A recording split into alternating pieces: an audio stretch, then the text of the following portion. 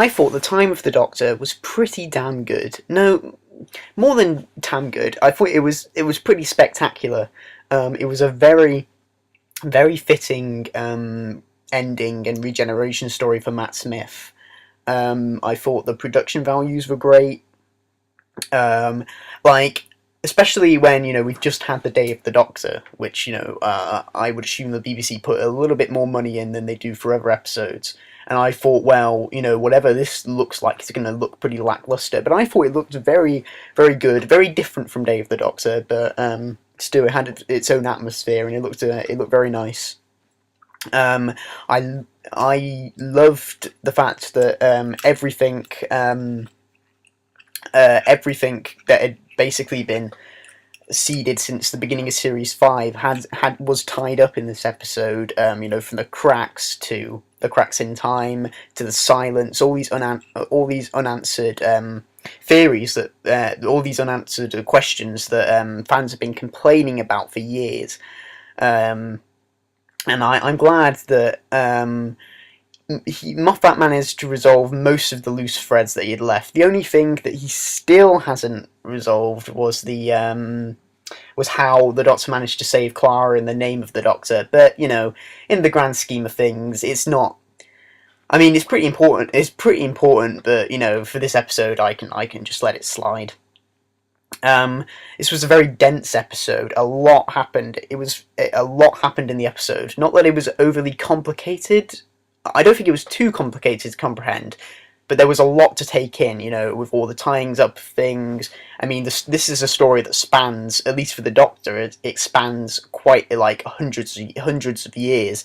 So it's a lot to take in, and I do think it does, to fully appreciate the episode, I do think it does require two viewings. I've watched it twice, and I can honestly say that the second time I watched it, I had a much better experience with the episode than I did the first time. Not that I didn't enjoy it the first time, I really did enjoy it the first time, but after watching it the first time, I thought, wow, that was a lot to take in, and I think I spent more time kind of like just trying to like make sure I understood everything in the episode, rather than just like sort of taking all the emotion in. And so the second time I watched it, I watched it a lot more. I wasn't just trying to figure out all the details. I kind of what I knew, because I already knew everything. So I watched it and I had a much better experience. Um, if I do have any criticisms of the episode, and this again, I didn't have much as a problem with the second time I watched it, but because there is so much happening in the episode, it's not that it feels rushed.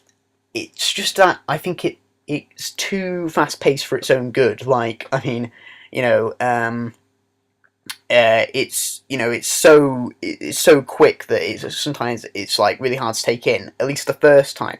So maybe, I don't know, an extra 50 minutes, or maybe another episode. Maybe, not sure if that would be completely necessary. But another extra 15 minutes. So it could be like Day of the Doctor. So it could be an hour and 15 rather than just an hour.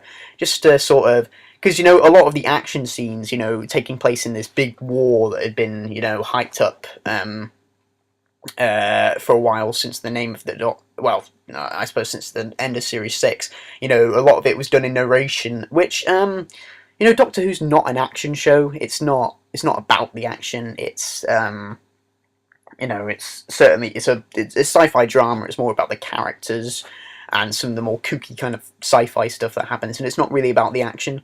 So, it didn't really bother me that much, but I think it would have been nice just to see some of the action scenes spread out, give it a bit more time to breathe, and I think, a bit more focus, and I think with an extra 15 minutes, just an extra 15 minutes, that could have been achieved.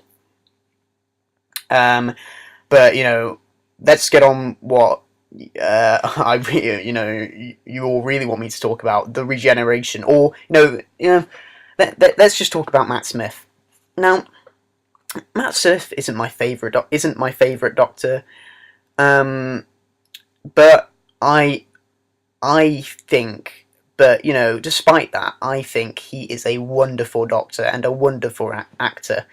Every episode, he brings something different to every episode, whether it be, something like a funny moment, something like comedic moment, or something that's seriously like some drama moments. He's such a versatile and an actor, and you can see the effort he puts in every episode. He does a great job, even though he's the youngest actor to ever play the Doctor. He does a great job of making it seem like he is the oldest, like he is so old. Like just by looking in his eyes, you could see that this is the Doctor is an ancient person. In this episode, where you see an aged Doctor. He does a great job of of embodying that sort of older body. And despite the fact that he's only like I think he's only like in his early 30s, he can play the older Doctor. He can play it so well.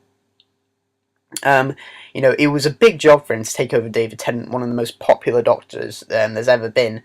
And I mean, I was only young at the time, but I remember not after David Tennant left, not looking forward to Matt Smith at all.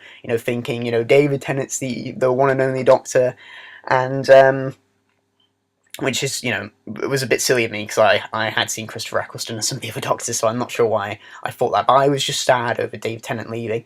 I thought Matt Smith, he's never going to be as good as David Tennant, but specifically in his own way, not in David Tennant's way, not in Christopher Eccleston's ways, not in Tom Baker's way. In his own way, he was the Doctor.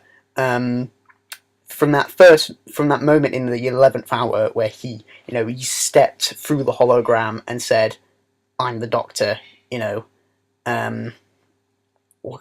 basically run. And ever since then, I have been more than impressed with his performances. He's a great young actor, and I am going to miss him immensely.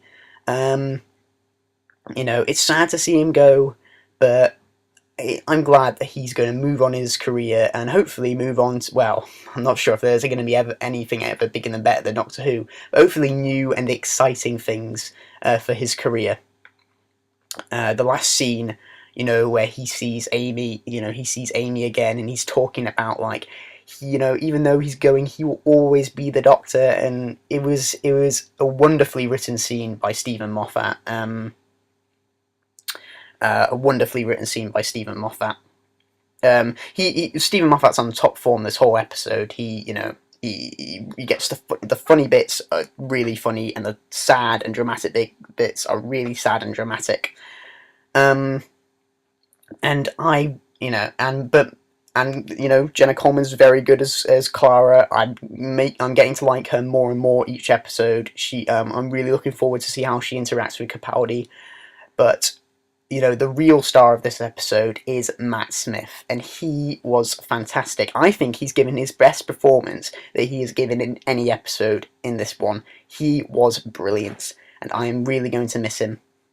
Matt Smith, you were a great Doctor.